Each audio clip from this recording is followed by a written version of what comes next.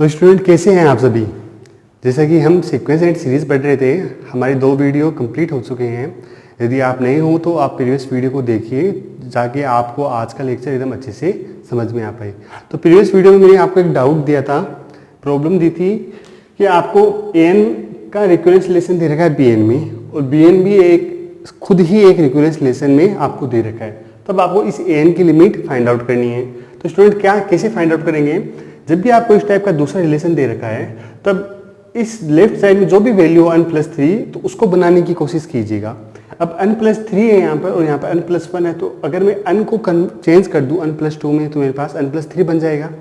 तो मैं n को चेंज कर रहा हूँ n+2 में, तो then this implies an+2 equal to bn+3 upon bn+2। अब देखिए bn+3 में हमको ये रिलेशन दे रखा है, ये वैल्यू पुटअप कर देंगे। Then this implies bn+2 plus bn+1 upon bn+2। इसको और सिंप्लीफाई करेंगे, इसको इससे डिवाइड कर देंगे, इसको इससे डिवाइड कर देंगे, तो हमारे पास क्या रह जाएगा 1 प्लस bn+1 अपॉन bn+2, ये रहेगा। अब देखिए स्टूडेंट, n इक्वल टू क्या है bn+1 अपॉन bn, तो n को चेंज कर दीजिए n+1 से, तो ये क्या हो जाएगा an+1 equal to bn+2 upon bn+1। अब देखिए bn+2 अपॉन bn+1 है, इसको मैं क्या लिख सकता हूँ 1 अपॉन an+1 लिख सकता हूँ। Then this implies an+2 equal to 1 plus 1 upon an+1, क्योंकि an+1 की वैल्यू क्या है bn+2 अपॉन bn+1। अब देखिए स्टूडेंट, वो सेम कॉन्सेप्ट लगाएंगे। यदि an की लिमिट अगर l पे जा रही है तो an+1 की भी l पे जाएगी, an+2 की भी l पे जाएगी। तो then this implies l equal to 1 plus 1 upon l। इसको और सिंप्लीफाई करेंगे, लघुत्तम लेंगे, तो l square equal to l plus 1, l square minus का l माइनस का 1 इक्वल टू 0। इसको और सिंप्लीफाई करेंगे तो l equal two by Shridharacharya formula plus का 4 अपॉन 2, तो 1 प्लस माइनस √5 अपॉन 2। अब देखिए स्टूडेंट, आपको स्टार्टिंग की दोनों वैल्यू आपको क्या दे रखी है, पॉजिटिव दे रखी है। तब इस प्रकार अगर मैं आगे की वैल्यू निकालूंगा, जैसे a1 निकालूंगा तो a1 भी पॉजिटिव आएगी, a2 भी निकालूंगा वो भी पॉजिटिव आएगी, क्योंकि स्टार्टिंग की दोनों वैल्यू पॉजिटिव दे रखी है। और यहाँ पर हमारे पास 2 वैल्यू आई है, 1 प्लस माइनस √5 अपॉन 2। √5 मतलब 2 से थोड़ी ज़्यादा, तो नेगेटिव वैल्यू हो सकती है क्या? नहीं हो सकती ना, क्योंकि यहाँ पर दोनों वैल्यू मेरे पास क्या है, पॉजिटिव है। तो इसका मतलब l की वैल्यू क्या आ जाएगी मेरे पास 1 प्लस √5 अपॉन 2। नोट डाउन कर लीजिए स्टूडेंट। तो स्टूडेंट, अब हम कुछ इंपॉर्टेंट लिमिट पढ़ते हैं जिससे रिलेटेड भी क्वेश्चन आते हैं IIT JEE में और CSA NET दोनों के एग्जाम में आते हैं। तो फर्स्ट हमारी स्टैंडर्ड लिमिट क्या है, यदि आपको इस टाइप का कोई भी फॉर्मेट दे रखा है 1 प्लस fx की होल पावर gx, और अगर मैं उसमें लिमिट पुटअप करूँ और वो फॉर्म कौन सी बने 1 की पावर इन्फिनिटी, तो इसका डायरेक्ट फॉर्मूला होता है एक्सपोनेंशियल की पावर fx, जो भी यहाँ पर हो fx और gx को मल्टीप्लाई कर दीजिए और उस पर लिमिट ऑपरेट कर दीजिए। जैसे आपने ये बहुत बार पढ़ा होगा, लिमिट आप ऑपरेट कर रहे हो n टेन टू इन्फिनिटी पे 1 प्लस 1 अपॉन n की पावर n, और आप कहते हो इसकी वैल्यू होती है e। तो देखिए हमारा fn क्या हो जाएगा यहाँ पे 1 अपॉन n, gn क्या है मेरे पास n। अब आप fn पे लिमिट ऑपरेट करोगे तो क्या बनेगा 0, इस पर लिमिट ऑपरेट करोगे तो क्या बनेगा इन्फिनिटी। जब हम इन दोनों को प्रोडक्ट करेंगे 1 अपॉन n इंटू n और इस पर लिमिट लगाएंगे तो n से n कैंसिल आउट हो जाएगा, तो लिमिट का कोई इफेक्ट नहीं पड़ेगा, कोई 1 नहीं जाएगा। तो सिमिलरली इस प्रकार से अगर आप यहाँ पे ये लिख लीजिए, लिमिट अगर आप ऑपरेट कर रहे हो टेंड टू a fx वो 0 आना चाहिए, और लिमिट आप ऑपरेट कर रहे हो g पे वो आपका इन्फिनिटी आना चाहिए। ऐसा है तो आप बोल सकते हो डायरेक्ट इसकी लिमिट e की power something limit x tend to a, और इन दोनों को प्रोडक्ट कर लीजिए। फॉर एग्जाम्पल आपको ये दे रखा है limit x tend to 0 1 plus x की whole power 1 upon x square. अब देखिए fx क्या है मेरे पास x है, लिमिट ऑपरेट करूंगा तो 0 बनेगा, gx क्या है मेरे पास 1/x स्क्वायर है, लिमिट पुटअप करूंगा तो 1/0 मीन्स इन्फिनिटी, मीन्स इसका यही फॉर्मेट हो गया। तो इसकी लिमिट क्या आ जाएगी, e की power limit x tend to 0, इन दोनों को आप प्रोडक्ट कर लीजिए, इन दोनों का प्रोडक्ट करोगे तो क्या बन जाएगा 1/x स्क्वायर, एक x कैंसिल। अब आप 0 पुटअप करोगे तो 1/0 मीन्स इन्फिनिटी, तो e की पावर इन्फिनिटी कितना होता है, इन्फिनिटी, तो हमारा आंसर क्या आ जाएगा, इन्फिनिटी। तो सेकेंड एग्जाम्पल देखते हैं। अगर आप π/2 पुटअप करो तो देखिए फॉर्म तो यही बन रही है, sin π/2 means 1, tan π/2 means infinity, तो 1 की पावर इन्फिनिटी फॉर्म बन रही है। बट देखिए हमारी स्टैंडर्ड फॉर्म क्या है, 1 प्लस अफेक्स होना चाहिए, बट यहाँ पर 1 गायब है। तो 1 बनाने के लिए मेरे को क्या करना पड़ेगा, इसको मैं इससे लिख सकता हूँ limit x tend to π/2 1 plus sine x minus का 1 ये होल पावर 10x। हमने क्या किया, हमने 1 ऐड कर लिया और 1 सब्ट्रैक्ट कर दिया, तो इससे कोई इफेक्ट नहीं पड़ेगा। तब अब हमारा अफेक्स क्या होगा, अब अफेक्स ये होगा हमारा पूरा, और हमारा gx तो ये है ही है 10x। देखिए अफेक्स की वैल्यू कितनी हो जाएगी, अगर आपको को जो भी लिमिट दे रखी है वो 0 होनी चाहिए। अगर आप π/2 पुटअप करोगे तो 1 - 1 क्या हो रहा है, मेरा 0 हो रहा है।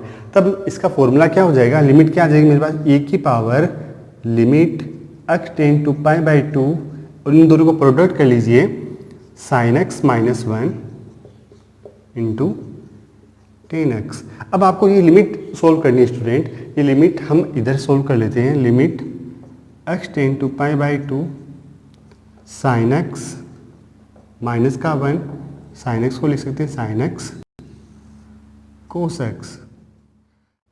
तो स्टूडेंट अगर हम लिमिट ऑपरेट करें π/2 तो 0/0 की फॉर्म बन रही है। तो जब 0/0 की फॉर्म बनती है तो न्यूमेटर में भी x के सापेक्ष डेरिवेटिव करते हैं, और डिनोमीटर में भी x के सापेक्ष डेरिवेटिव करते हैं, न्यूमेटर में भी x के सापेक्ष डेरिवेटिव करते हैं। तो इसको थोड़ा पहले सोल्व कर लेते हैं, sin x को मल्टीप्लाई कर देता हूँ, limit as it is sine square x minus का sine x upon cos x।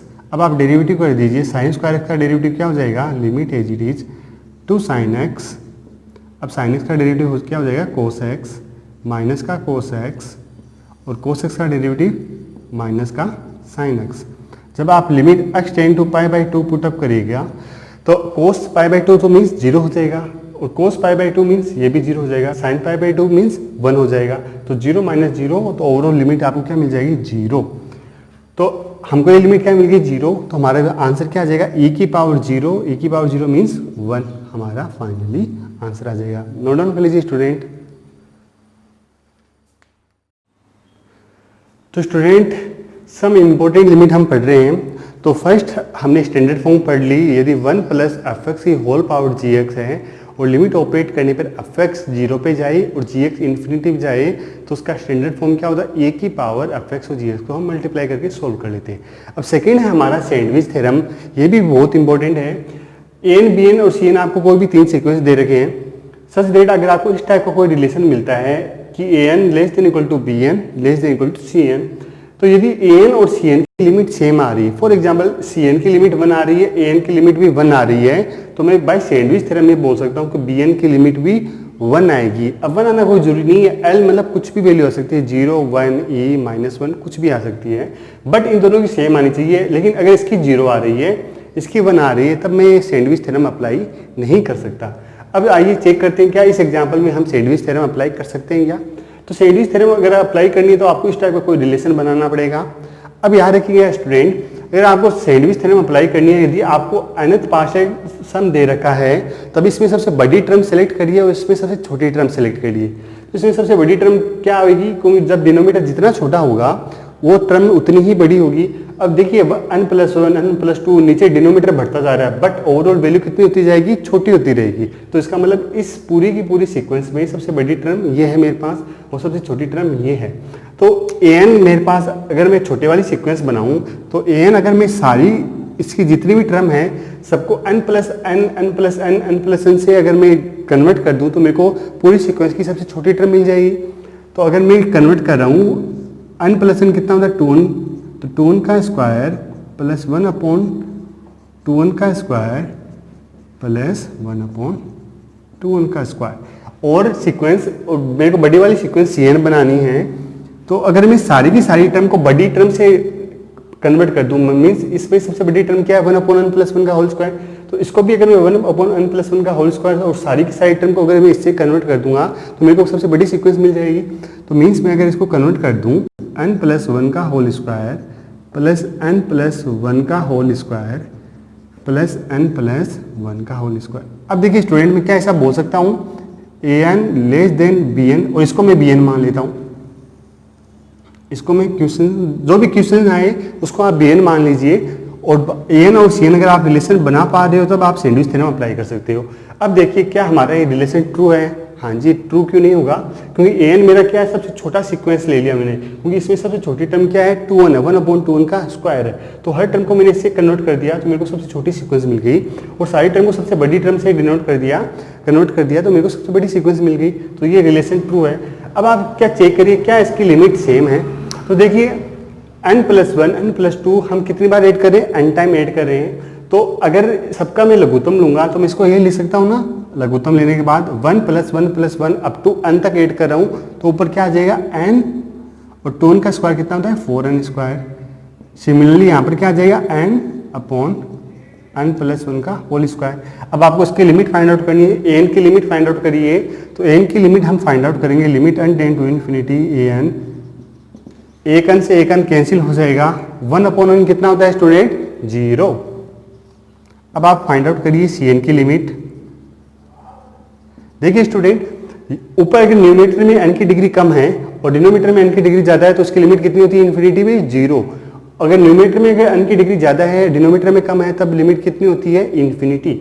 अगर इसमें डाउट है तो देखिए फॉर्म क्या बन रही है? इन्फिनिटी की फॉर्म बन रही है।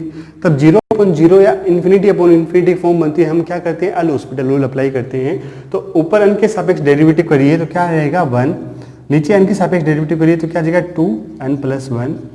अब आप लिमिट लगाइए तो 1/∞ कितना हो जाएगा? 0।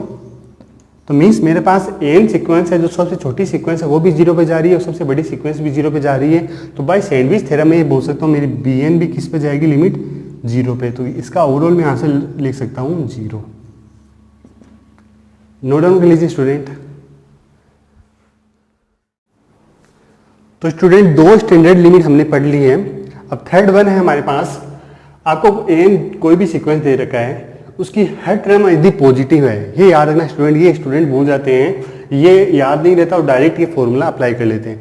सीक्वेंस की हर टर्म यदि पॉजिटिव है तभी ही मैं ये फॉर्मूला अप्लाई कर सकता हूँ।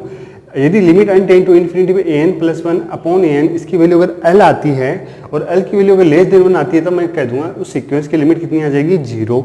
और उस l की वैल्यू अगर 1 से बड़ी आती है तब मैं क्या कर दूंगा? उस सीक्वेंस की लिमिट कहाँ पे जाएगी? इन्फिनिटी पे।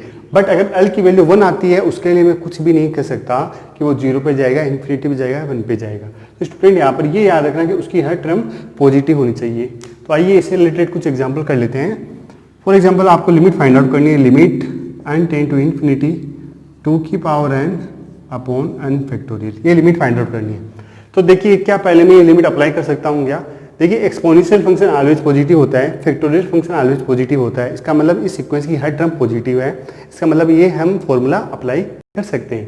तो an + 1/n, तो इस टर्म को मैं n मान लेता हूँ। तो an क्या हो गया मेरे पास? 2n factorial. n + 1 क्या हो जाएगा? 2n + 1/n + 1 factorial.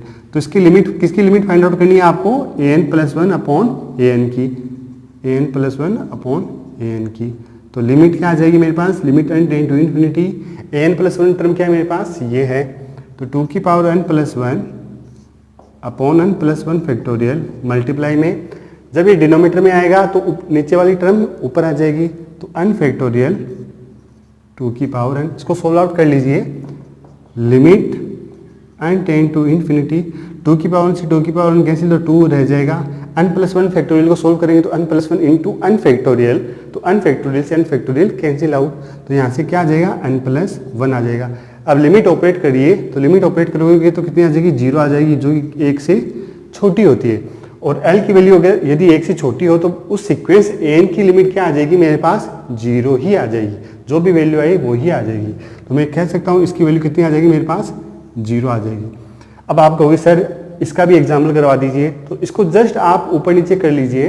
यदि आपको इसकी लिमिट फाइंड आउट करनी है, limit n tend to infinity n factorial upon 2 की पावर n, तो इसकी वैल्यू इन्फिनिटी आ जाएगी बाय दिस फॉर्मूला, क्योंकि l की वैल्यू मेरे पास क्या आएगी, इन्फिनिटी आ जाएगी, और जो कि 1 से बड़ी है, 1 से बड़ी होने का मतलब क्या हो गया, सीक्वेंस की लिमिट भी वो ही आ जाएगी, इन्फिनिटी। तो नोट डाउन कर लीजिए स्टूडेंट। तो स्टूडेंट सम इम्पोर्टेंट लिमिट में फोर्थ हमारे पास कोशी फर्स्ट थ्योरम।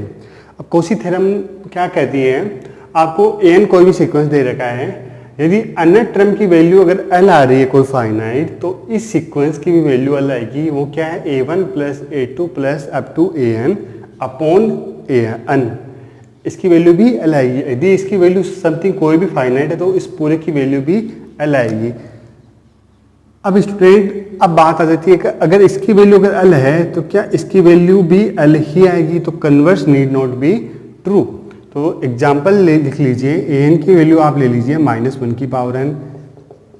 तो यदि मैं ये सीक्वेंस लेता हूँ तो अगर इसमें लेफ्ट हैंड साइड अगर मैं ये ऑपरेट करूँ तो हमें बताया -1 की power n limit does not exist. तो ये लिमिट तो क्या आगे मेरे पास डज नॉट एग्जिस्ट, और ये सीक्वेंस मेरे पास क्या बन जाएगा, जब देखिए स्टूडेंट जब n मैं a1 लेता हूँ, मतलब अगर मैं a1 प्लस a2 को ऐड करूंगा तो -1 प्लस 1 कितना हो जाएगा, 0। अगर मैं n इक्वल टू 4 लेता हूँ तो -1 प्लस 1 0, -1 प्लस 1 0। तो n इज अगर मैं a1 लूंगा तब तो वैल्यू हमेशा क्या आएगी, 0 ही आएगी। और जब मैं n ओड लूंगा तब वैल्यू कितनी आ जाएगी, फॉर एग्जाम्पल n की वैल्यू में मैंने 1 ली तो माइनस का 1 आएगा यहाँ से, तो माइनस का 1 अपॉन n आ जाएगा। अगर मैं 3 लूँ तो -1 प्लस 1 ये तो 0 हो जाएगा, लेकिन 3 वाला -1 रहेगा ही। तो n जब ओड है तब वैल्यू कितनी है, -1 अपॉन n। अब स्टूडेंट अगर मैं इसमें limit tend to infinity put up करूंगा, ये 0 पे जाएगा और ये तो खुद ही 0 है, तो इसकी लिमिट एग्जिस्ट कर रही है, इसकी लिमिट 0 आ रही है, बट इसकी लिमिट 0 नहीं आ रही, इसकी लिमिट क्या आ रही है, डज नॉट एग्जिस्ट। तो याद रखना कोशी फर्स्ट थ्योरम, अगर इसकी अन्य टर्म की वैल्यू एल आ रही तो इसकी वैल्यू मैं एल बोल सकता हूँ, बट इसकी वैल्यू कुछ आ रही तो मैं डायरेक्ट ही नहीं कह सकता, अन्य टर्म की वैल्यू भी वो आएगी, converse need not be true. आइए इसके बेस पर कुछ एक एग्जाम्पल कर लेते हैं। लिमिट आपको दे रखी है n tend to infinity 1 upon n 1 plus 1 upon 2 plus 1 upon n। पहले ही देखिए क्या ये कोशी फर्स्ट थ्योरम का ही फॉर्मेट है। तो देखो याद रखना स्टूडेंट, यहाँ पर है ना, अब हम 2-3 लिमिट एक साथ पढ़ेंगे ना तो अब यहाँ पे कंफ्यूजन होगी, क्योंकि कोशी फर्स्ट थ्योरम में याद रखना ये फर्स्ट टर्म कांस्टेंट होती है, सेकंड टर्म कांस्टेंट है, सारी टर्म कांस्टेंट है, बट जो आगे वाली हम थ्योरम पढ़ेंगे उसमें फर्स्ट टर्म अन्य टर्म से स्टार्ट होगी। तो यहाँ पर ये याद रखना ये कांस्टेंट तभी हम ये कोशी फर्स्ट थ्योरम अप्लाई कर सकते हैं। अब इसकी देखिए जनरल फॉर्म देखो यही है, तो अन्य टर्म क्या है मेरे पास 1 अपॉन n है, तो इसकी लिमिट में पुटअप करूंगा तो कितनी आ जाएगी, 0 आ जाएगी। Means limit n tend to infinity इस सीक्वेंस की an टर्म 1 अपॉन n है, वैल्यू कितनी आ गई, 0 आ गई। तो बाय कोशी फर्स्ट थ्योरम इस पूरे सीक्वेंस की लिमिट कितनी आ जाएगी, 0 आ जाएगी। एकदम इजी मेथड है। तो स्टूडेंट नेक्स्ट है हमारे पास Cauchy second theorem. Cauchy second theorem क्या कर रही है, यदि सीक्वेंस की हर टर्म पॉजिटिव है और आपको लिमिट फाइंड आउट करनी है an की power 1 upon n equal to क्या आएगी, तो आप डायरेक्ट इसका ये फाइंड आउट कर लीजिए an प्लस 1 अपॉन an। अगर इसकी लिमिट अगर l आ रही है, फाइनाइट या इनफाइनाइट कुछ भी, तो इसकी भी लिमिट वो ही आएगी। ठीक है स्टूडेंट, बट इसका कन्वर्स ट्रू नहीं है, but converse need not be true. Converse इसका ट्रू नहीं है। अब आप होगी सर एग्जाम्पल, तो an आप ले लीजिए 2 की पावर -1 की पावर n माइनस का n, तो हमारे पास इसकी वैल्यू कितनी आ जाएगी, limit n tend to infinity an plus 1 करूँगा तो 2 की पावर -1 की power n plus 1 minus n plus 1 upon an find out करूँगा तो an क्या आ जाएगा, 2 की पावर -1 की पावर n माइनस का n। अब देखिए स्टूडेंट ये लिमिट फाइंड आउट करनी है, तो 2 की पावर -n से 2 की पावर प्लस n से मैं मल्टीप्लाई कर दूंगा तो क्या यहाँ से क्या रह जाएगा, यहाँ पर तो ये तो सेम रह जाएगा, -1 की पावर 1 प्लस 1, n से n कैंसिल हो जाएगा, यहाँ पर क्या रह जाएगा, माइनस का 1, यहाँ पर क्या रह जाएगा, 2 की पावर -1 की पावर n माइनस का 1। अब देखिए स्टूडेंट जब भी ये आ जाए तब ये इवन ऑड पे डिपेंड करेगा। तो जब n की वैल्यू में इवन लूंगा, n इज इवन, तब देखो वैल्यू क्या आ जाएगी, जब n में इवन लूंगा 2, तब यहाँ पर क्या आएगा, ये नेगेटिव आएगा। तो 2 इनवर्स 2 यहाँ पर -1 कितना हो गया, माइनस का 2, तो 2 की पावर -2 कितना आ गया मेरे पास, माइनस का 1/4। अब यहाँ से मैं इवन लूँगा तो इवन 1 - 1 ये 0 हो गया, तो यहाँ से क्या रह गया मेरे पास 1 रह गया। तो जब n मेरे पास इवन है तब वैल्यू मेरे पास क्या आ जाएगी प्लस का 1/4। जब मेरे पास n ओड है तब इसकी वैल्यू मेरे पास क्या आ जाएगी ओड है, इसका मतलब यहाँ पर मेरे पास क्या मिल जाएगा 1 मिल जाएगा। 1 - 1 0, कोई की भी पावर 0 होती है तो वैल्यू 1। अब यहाँ पर मेरे को क्या मिल जाएगा, जब मैं ओड ले रहा हूँ तो नेगेटिव नेगेटिव पॉजिटिव हो जाए, सॉरी नेगेटिव -1 - 1 माइनस का 2 हो जाएगा।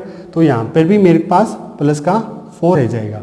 देखिए क्योंकि यहाँ पर तो 1 - 1 तो 0 हो गया, तो यहाँ पर तो 1 रह गया, और यहाँ पर अगर नेगेटिव आएगा तो नेगेटिव नेगेटिव माइनस का 2, तो ये पावर ऊपर आ जाएगी। तो क्या ये लिमिट एग्जिस्ट है, इवन पे ये आ रही है ओड पे ये आ रही है, तो लिमिट डज नॉट एग्जिस्ट।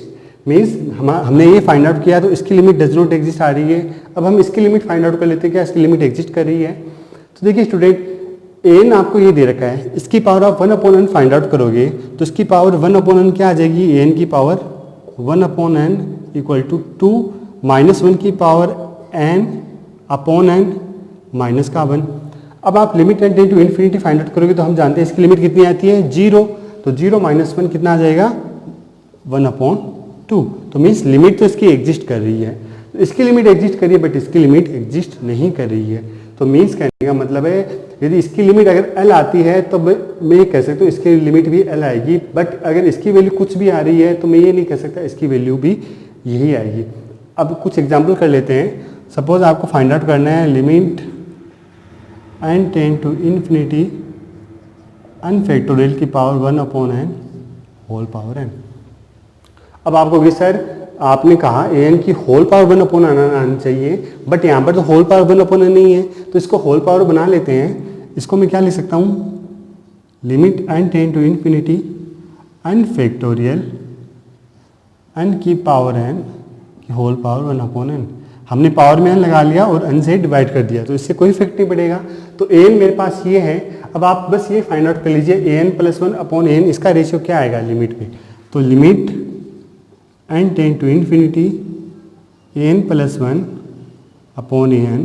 तो n + 1 क्या आ जाएगा स्टूडेंट, n तो आपको ये दे रखा है n + 1 फैक्टोरियल n + 1 की होल पावर n + 1 मल्टीप्लाई में n की वैल्यू क्या आ जाएगी n की power n factorial. Student n + 1 factorial को ओपन करेंगे तो n + 1 मल्टीप्लाई में n फैक्टोरियल आएगा, n फैक्टोरियल से n फैक्टोरियल कैंसिल आउट हो जाएगा।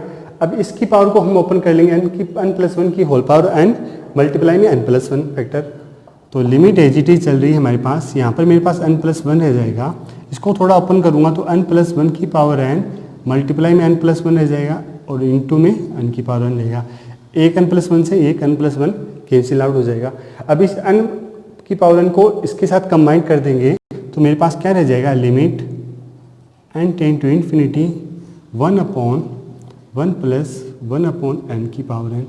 अब इसकी लिमिट हमने जो हमारी स्टैंडर्ड लिमिट थी उसमें फर्स्ट था, अगर फंक्शन आपका 0 पर जाए और ये आपका इन्फिनिटी भी जाए तो आप इसको इससे मल्टीप्लाई कर दीजिए, तो इसकी वैल्यू क्या आ जाएगी मेरे पास 1/e। मीन्स ओवरऑल इसकी पूरे की मेरे पास लिमिट क्या मिल गई 1/e। स्टूडेंट आई होप आपको ये क्लियर हो गया होगा। अब स्टूडेंट नेक्स्ट हम देखते हैं इसी का सेकेंड टाइप। ये तो फर्स्ट टाइप हो गया, यदि आपको ये लिमिट फाइंड आउट करनी है तो इसकी वैल्यू आप फाइंड आउट कर लीजिए, अगर इसकी l आ रही तो इसकी भी वैल्यू l ही आएगी। अब नेक्स्ट है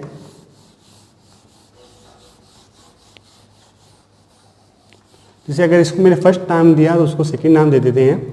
कोशी सेकंड थ्योरम क्या कहती है, सेकंड थ्योरम का भी सेकंड पार्ट, यदि an की हर टर्म पॉजिटिव है फॉर ऑल n और लिमिट अप्रोच करने के बाद भी इसकी वैल्यू l आ रही है, जो कि क्या आ रही है वो भी पॉजिटिव आ रही है, तो इसकी वैल्यू भी limit n tend to infinity a1 × a2 या मल्टीप्लाई में स्टूडेंट की होल पावर 1/n इसकी भी वैल्यू l आ जाएगी।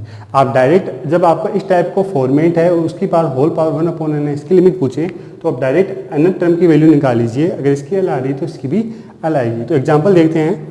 सपोज आपको एग्जाम्पल दे रखा है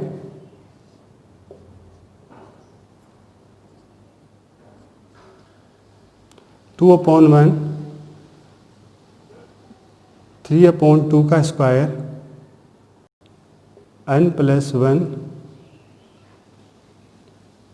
ये दे रखा है स्टूडेंट आपको। आपको इसकी लिमिट फाइंड आउट करनी कि n टेंड टू इन्फिनिटी पे इसकी वैल्यू क्या आएगी। तो देखिए कंपैरिजन कर लीजिए, a1 ये हो गया मेरे पास, a2 ये हो गया मेरे पास, तो an मेरे पास ये हो गया। तो इसकी वैल्यू, इसकी लिमिट फाइंड आउट करनी है, तो अगर आप डायरेक्ट अनंत टर्म की वैल्यू फाइंड आउट कर लीजिए, अनंत टर्म की सीक्वेंस की वैल्यू क्या आ रही है लिमिट की। तो अनंत टर्म क्या है मेरे पास सीक्वेंस की, ये है। तो limit n tend to infinity n plus 1 की अपॉन n की होल पावर n। इसको थोड़ा सोल्व आउट कर लेते हैं। Limit as it is 1 plus 1 upon n की होल पावर n। अभी ये देखो सेम का सेम है जो अभी हमने किया था, ये 0 पे जा रहा है, ये इन्फिनिटी पे जा रहा है। तो अभी स्टैंडर्ड लिमिट हमने पढ़ी थी, तो इसकी वैल्यू क्या आ जाएगी, e आ जाएगी। तो इसकी वैल्यू e है, तो इस पूरे की वैल्यू भी e आ जाएगी। नोट डाउन कर लीजिए स्टूडेंट।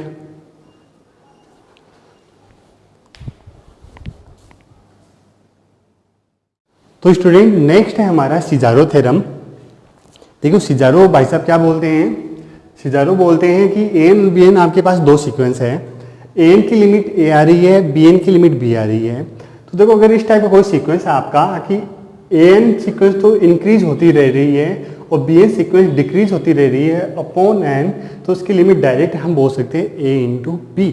फॉर एग्जाम्पल आप an सीक्वेंस ले लीजिए इस टाइप का, साइन पाई बाई 2, bn ले लीजिए आप 1 अपॉन n टाइप का, प्लस साइन पाई बाई 2 का स्क्वायर, ये कम होता रहेगा, प्लस an हम क्या ले रहे हैं, साइन पाई बाई 2 की पावर n इंटू 1। यदि आपको इसकी लिमिट पूछे, limit n tend to infinity, तो आप जान जाओ कि फर्स्ट सीक्वेंस है ना उसमें तो इंक्रीज होती रह रही है, जो सेकेंड सीक्वेंस है मल्टीप्लाई में वो डिक्रीज होता रह रहा है। इसका मतलब डेफिनेटली क्या अप्लाई करना है आपको, सिजारो थ्योरम अप्लाई करनी है। तो हम इस an में अगर हम सिजारो थ्योरम अप्लाई करेंगे तो an की लिमिट क्या आ जाएगी, जब n tend to infinity put up करेंगे तो पाई अपॉन इन्फिनिटी मीन्स 0। तो साइन 0 की वैल्यू कितनी होती है, 0। मल्टीप्लाई में bn क्या है मेरे पास 1 अपॉन n, इसको भी मैं n टेंड टू इन्फिनिटी से करूँगा तो 0 इंटू 0, आंसर इज 0। तो डायरेक्ट कह दीजिए आप इसकी लिमिट आएगी 0। ठीक है, एकदम सिंपल सा फॉर्मेट है कि an और bn दो सीक्वेंस मल्टीप्लाई में है, वो भी इस प्रकार से मल्टीप्लाई में है कि an सीक्वेंस तो इंक्रीज हो रही है और bn उसके साथ साथ डिक्रीज हो रही है, और अपॉन n ये स्टैंडर्ड फॉर्म है। तो डायरेक्ट an की लिमिट फाइंड आउट कर लीजिए और bn की लिमिट फाइंड आउट कर लीजिए, उसको आपस में मल्टीप्लाई कर दीजिए। तो फिफ्थ स्टैंडर्ड लिमिट हमारी, सिक्स्थ हमारी स्टोल्स सिजारो थ्योरम। इसमें भी दो टाइप है, यदि bn आपका इंक्रीज है इन्फिनिटी में जा रहा है और bn आपका स्ट्रिक्टली डिक्रीजिंग है। इंक्रीजिंग में आपकी फॉर्म बनेगी इन्फिनिटी अपॉन इन्फिनिटी की स्टूडेंट, और डिक्रीजिंग में फॉर्म बनेगी 0 अपॉन 0 की। तो इसके सिक्स्थ में हम ले रहे हैं दोनों टाइप, an और bn are two sequence such that कि bn आपके पास इंक्रीजिंग हो, मीन्स आप जैसे फॉर एग्जांपल n ले लीजिए 1 2 3 ये इंक्रीजिंग है और इन्फिनिटी में इन्फिनिटी जा रहा है। और इस टाइप का अगर कोई फॉर्मेट बन रहा है कि an प्लस 1 में से माइनस an करूँ अपॉन bn प्लस 1 में से माइनस bn करूँ, अगर इसकी लिमिट l आ रही है कोई भी रियल नंबर, तो आप डायरेक्ट कह दीजिए an अपॉन bn की भी एग्जिस्ट करेगी और इसकी भी वैल्यू l आएगी। मीन्स अगर आपको इस टाइप की कोई भी लिमिट पूछे इन्फिनिटी अपॉन इन्फिनिटी टाइप का an अपॉन bn, तो आप इस रेशियो का यूज़ करके भी लिमिट फाइंड आउट कर सकते हो। इस रेशियो का लिमिट की वैल्यू अगर l आ रही है तो इसकी भी वैल्यू आप l बोल सकते हो।